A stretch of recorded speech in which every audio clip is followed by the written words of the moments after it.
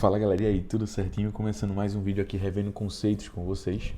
Quero fazer nesse formato diferente aqui, até porque essa aula é um pouco mais dinâmica, um pouco mais tranquila, então a gente consegue ver de forma mais direcionada e utilizando a leitura do livro, utilizando as figuras do livro, certo? Eu lembro que em aula a gente definiu, nessa aula 3, né, do capítulo 9, a gente definiu justamente o que são os capacitores, funcionalidade, construtividade, aplicabilidade.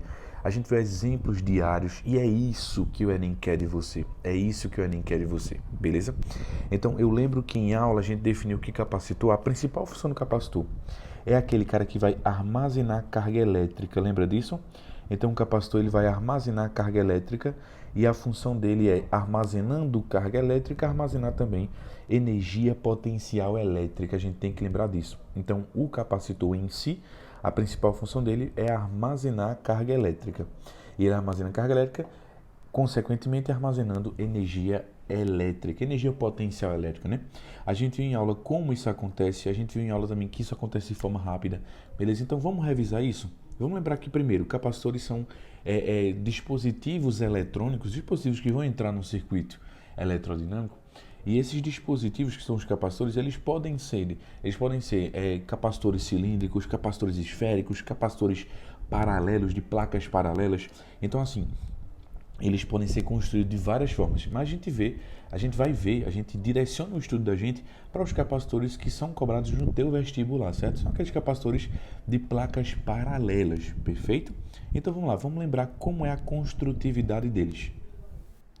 Então galera, eu quero agora continuar o nosso estudo e eu quero falar especificamente de fato, de verdade, daquilo que vai cair no teu vestibular, que são os capacitores de placas paralelas, beleza? Vamos lembrar que todo capacitor de placa paralela, ele tem sua construtividade sempre repetida. São duas placas metálicas com um miolo dielétrico. Lembra que em aula eu desenhei isso para a gente definir, mas também aqui ó, eu coloco uma imagem bem clara, certo? Parece um sanduíchezinho, inclusive, onde eu tenho justamente ó, duas placas. Eu tenho essa placa daqui à direita, eu tenho essa placa aqui da esquerda, ambas são metálicas, certo?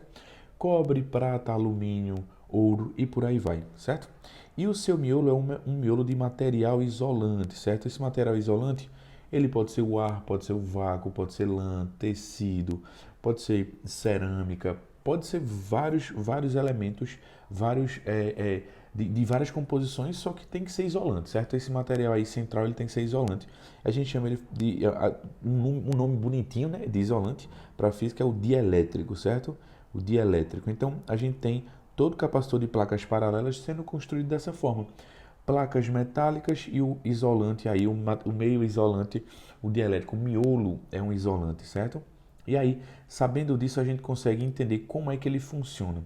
Lembra que a função do capacitor é carregar e descarregar de forma bem rápida, certo? A gente lembra isso aqui em aula, que até a gente definiu o seguinte: um capacitor, ele tem que ser carregado para ter uma função, porque só a peça capacitor, só o capacitorzinho lá sem ser carregado, ele não serve de nada, ele é um peso de papel. Então ele precisa ser carregado para ter uma função de fato elétrica, para ele começar a fazer sentido, certo? Então a principal função do capacitor, a gente lembra, é carregar, ou seja, é armazenar carga elétrica, armazenar consequentemente energia potencial elétrica. E como é que ele faz isso? Ele faz isso de forma bem simples. Ele é ligado a uma bateria.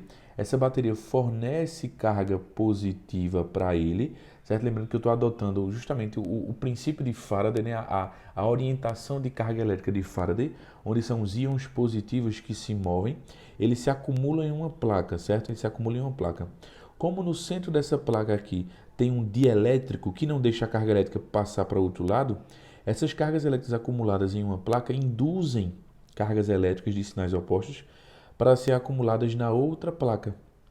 Então, acontece que as cargas elétricas ficam acumuladas nas duas placas, como elas estão acumuladas e estão interagindo, uma está induzindo a outra, uma está puxando a outra, isso provoca um aumento excessivo de energia. Então, o capacitor ele fica carregado com energia potencial elétrica, porque tem cargas ali interagindo. Uma está puxando a outra. Então, fica meio que, imagina uma coisa puxando a outra. Ali tem muita energia envolvida e essa energia não consegue ser liberada porque o dielétrico não deixa as cargas elétricas se tocarem, não deixa as cargas elétricas se neutralizarem. Então, o capacitor está extremamente carregado com muita energia. Só que isso acontece de forma rápida, certo? Então o capacitor acumula energia, acumula carga elétrica de forma rápida e ele também consegue liberar essa energia de forma bem rápida, certo? Ele consegue liberar também de forma bem rápida. Então o capacitor, quando ele está conectado a um gerador para ser carregado, ele carrega rapidamente e não consegue descarregar. Ele vai ficar carregado eternamente.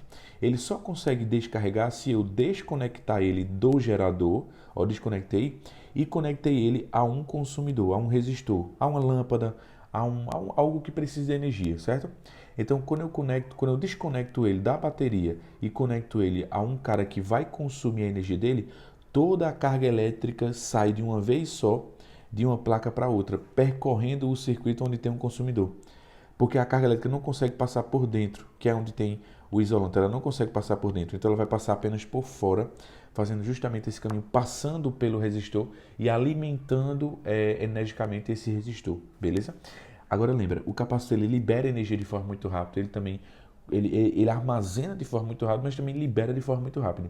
A gente vendo isso, a gente consegue entender que o capacitor ele vai ser muito útil, ele vai existir em processos elétricos rápidos, certo? Um processo elétrico rápido é aquele processo que tem início e fim muito rápido. Ele consegue acumular energia muito rápido e consegue liberar muito rápido. A gente consegue ver isso, por exemplo, um flash de um celular, um flash de uma câmera fotográfica, são processos capacitivos.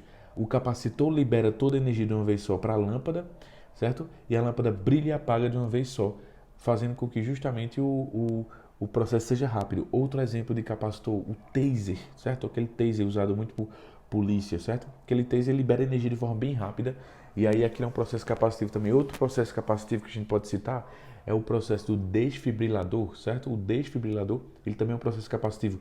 Ele libera energia muito rápido, certo?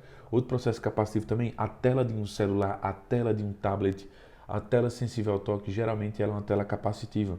Porque quando você toca na tela, você está roubando carga, você está desbalanceando a quantidade de cargas ali naquela tela, que é uma placa de um capacitor, e aí a bateria vai e neutraliza aquele sistema para que a placa fique carregada corretamente e você possa tocar novamente e ela responda muito rápido e ela tem um processo rápido. A gente viu esses 3 exemplos em sala, né?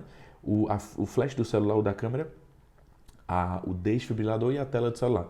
A gente fez 3 exemplos, eu discuti bem detalhadamente com vocês em aula. Então, assim, é algo que eu só quero lembrar vocês que existe, certo? Se ficou com dúvida, fala comigo, então reassiste o trechinho da aula onde eu falo disso, beleza? Então, o capacitor, ele acumula energia muito, muito rápido, mas também libera muito rápido, certo? Quero também falar da capacitância, que eu acabei riscando aqui em cima, né?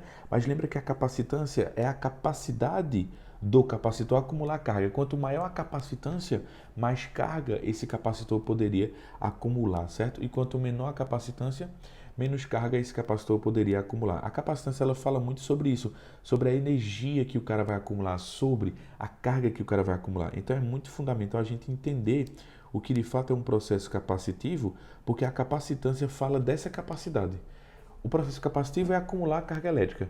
Então a capacitância fala muito disso. Quanto maior a capacitância, mais carga elétrica o capacitor poderia acumular, beleza? A capacitância, lembra que a gente consegue calcular ela por 2 formulazinhas, né? Pela fórmula geral, que é capacitância carga sobre DDP, onde capacitância é em Faraday, a carga é em coulombs e a DDP aqui é em volts, certo? E eu posso reescrever ela de outra forma, uma forma mais fácil de lembrar, beleza? Mas as fórmulas são iguais, certo? São idênticas. Então eu consigo calcular a capacitância, eu consigo calcular a carga, eu consigo calcular a DDP de um capacitor olhando para essa relação daqui, perfeito? E lembra que a capacitância ela é bem pequena, né? Ela é da ordem de milifaraday, microfaraday, nanofaraday ou picofaraday, perfeito? A gente tem essa relação daí. Mas eu também quero citar que lembra que se a gente até citou em aula, né? A gente citou em aula bem rapidamente.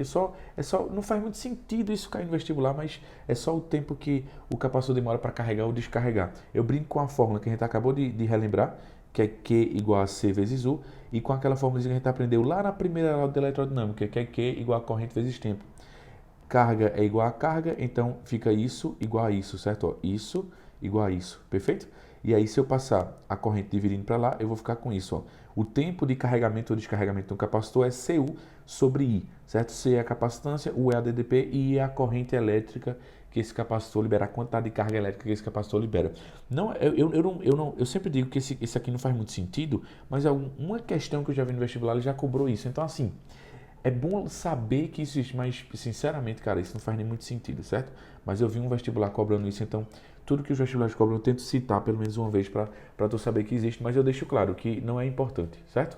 Não é importante de jeito nenhum. Mas enfim, a gente está avançando aqui, eu lembro que para calcular a capacitância, eu aprendi essa fórmula daqui, né? Mas para calcular a capacitância através dos parâmetros físicos, eu lembro que existia essa fórmula daqui, onde C é a capacitância que eu vou calcular através de parâmetros físicos, certo? Epsilon R é o epsilon relativo, epsilon zero é uma constante, certo? Que não muda, vale 8,85 vezes 10 a menos 12, inclusive tá aqui no material de vocês, ó, tá aqui, ó, no material, certo?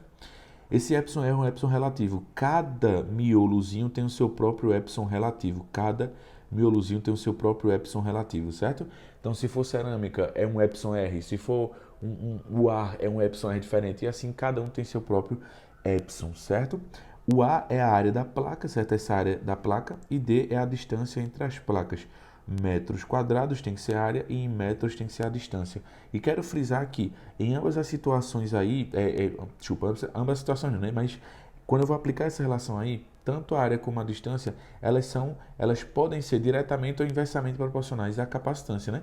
Por exemplo, a área, quanto maior a área, maior a capacitância. Então, a área e a capacitância são diretamente proporcionais. Quanto mais área das placas paralelas, mais área tem para as cargas elétricas serem guardadas, serem acumuladas, certo? E a distância, quanto menor a distância, maior a capacitância. Quanto menor a distância, mais próximos as cargas elétricas estão e mais energéticas elas vão estar. Porque quanto mais próximo, mais força. Quanto mais força, a gente lembra lá do conceito de trabalho, quanto mais força, mais energia associada tem aquele sistema. Tranquilo? E é o que eu até cito aqui no livro, eu falei em aula, né? O valor de epsilon R é 1 quando a gente estiver falando do vácuo, certo? Do vácuo, ou o ar, por exemplo. Mas se for um dielétrico diferente, cerâmica, ou tecido, ou lã, e por aí vai, a gente vai ter um epsilon R diferente. Esse epsilon R é o epsilon relativo, certo? Essa constante elétrica relativa. Mas enfim, tudo isso aí vai ser informado a vocês, tranquilo? Dessa relação, coisa que eu me lembro importante de fato é entender que a área é diretamente proporcional à capacitância e que a distância é inversamente proporcional à capacitância. Beleza? A gente também viu a energia acumulada por um capacitor, a energia que um capacitor acumula, a gente consegue calcular por essas duas formulazinhas, lembra lá? A gente definiu essas duas fórmulas em aula, então essas fórmulas elas são importantes porque com elas tu pode calcular qualquer coisa que tu queira, certo? Qualquer coisa que tu queira, tranquilo que esteja dentro dela, beleza? Falou de energia, lembra que tem essas duas relações aí e tu pode usar elas para calcular qualquer coisa que você queira durante o processo da questão, certo? Essas duas fórmulas são importantíssimas, perfeito? E por fim, a gente viu a associação de capacitores. Lembra que capacitores em série, eles experimentam a mesma carga elétrica, certo? A mesma carga elétrica passa por eles.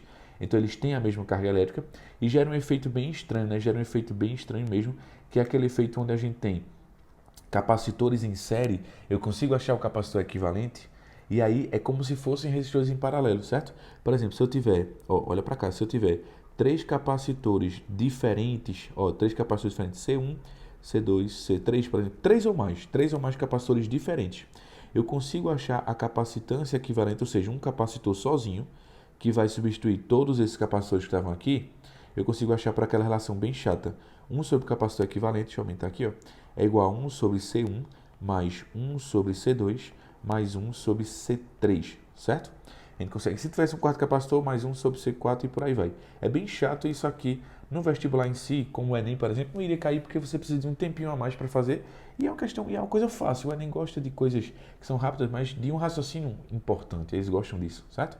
Então, a gente vai para o que realmente, de fato, pode cair para tu, que são capacitores em série, só que dois capacitores diferentes em série, certo? Dois capacitores em série diferentes, tu consegue achar o capacitor equivalente de uma forma bem rápida, certo? Bem rápida, que o capacitor equivalente, ele é igual ao produto pela soma, certo? Produto pela soma, certo? E se forem vários capacitores iguais em série, certo? Quantos a gente quiser, vários em série, certo? Se forem vários em série, tu consegue achar a capacitância equivalente, certo? A capacitância equivalente, simplesmente pegando o valor deles, lembra que são todos iguais, certo? O valor deles e dividindo pela quantidade de vezes que ele aparece em série. Então essas formulazinhas aqui são as formulazinhas que tu usa para achar o capacitor equivalente, perfeito? E se for em paralelo, cara, aí a coisa fica bem mais fácil e bem mais interessante. Se forem capacitores em paralelo, A gente sabe que eles estão experimentando a mesma voltagem, né? A mesma quantidade de DDP, certo? De diferença de potencial. E aí, quando capacitores estão em paralelo, para tu achar o capacitor equivalente é bem fácil mesmo. O capacitor equivalente é só a soma. É só a soma. E aí, tu soma todos os capacitores que tem lá, por exemplo, C1, C2, C3. A capacitância equivalente seria C1 mais C2 mais C3. Aí tu acha o capacitor equivalente. Ou seja, é um capacitor que sozinho vai fazer tudo o que esses capacitores estavam fazendo. Tudo. Ele acumula a mesma energia que os três juntos. Ele faz tudo o que os outros capacitores estavam fazendo, certo? Então é bem importante, é bem fundamental. Tranquilo? E por fim, a gente finalizou nossa aula lembrando como o capacitor se comporta no circuito elétrico. Quando o capacitor está em série no circuito elétrico com a bateria, como o capacitor carrega muito rápido, ele já, na hora que o circuito liga, já carregou. Então, nenhuma corrente, nenhuma carga elétrica está sendo mais mandada pela bateria. Ou seja, ninguém que esteja aqui, se tivessem vários outros resistores, ninguém que tivesse aqui no circuito funcionaria. Só funcionaria o capacitor. Então, a DDP do capacitor acaba sendo a DDP da bateria. Certo? Sempre que o capacitor estiver em série com a bateria, ninguém funciona. Só funciona o próprio capacitor e ele acumula toda a DDP da bateria, certo? Não tem mistério. A gente viu isso em aula bem detalhada, né? Bem devagarzinho. Eu só estou realmente, de fato, revisando. Se teve dificuldade, cara, fala comigo, então assiste a aula, perfeito? Mas, enfim.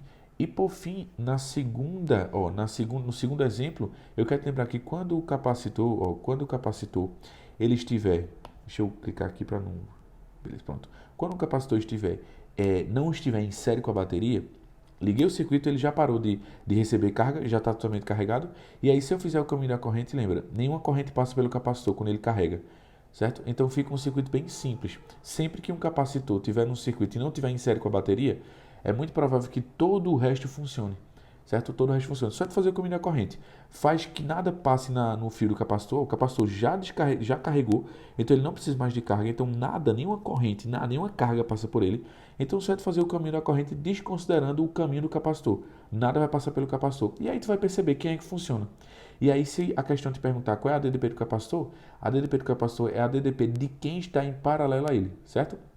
Quem estiver em paralelo ao capacitor é a DDP do próprio capacitor. Aqui, no caso, quem está em paralelo com o capacitor, se eu perceber, é justamente o resistor de 2, certo? Então, se eu calcular a DDP de 2, através da fórmula da primeira lei de Ohm, eu consigo automaticamente achar a DDP do capacitor, porque a DDP do capacitor vai ser a DDP de quem está em paralelo com ele sempre. Tranquilo, galera? Logicamente, em aula a gente fez isso bem mais devagarzinho, bem mais detalhado. Eu só estou realmente, de fato, revisando aqui com vocês. Se teve dúvidas, se teve dificuldade, cara, volta na aula, então fala comigo, pede orientação que eu estou aqui para te ajudar, beleza?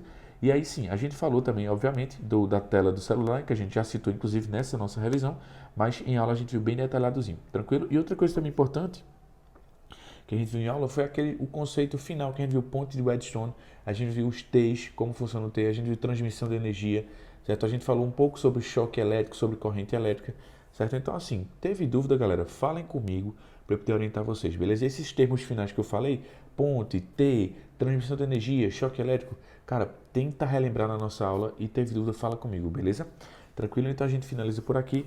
Quem teve qualquer dúvida, não esqueça, conta comigo sempre, beleza? Então um cheiro a todos e até a próxima, galera. Tchau!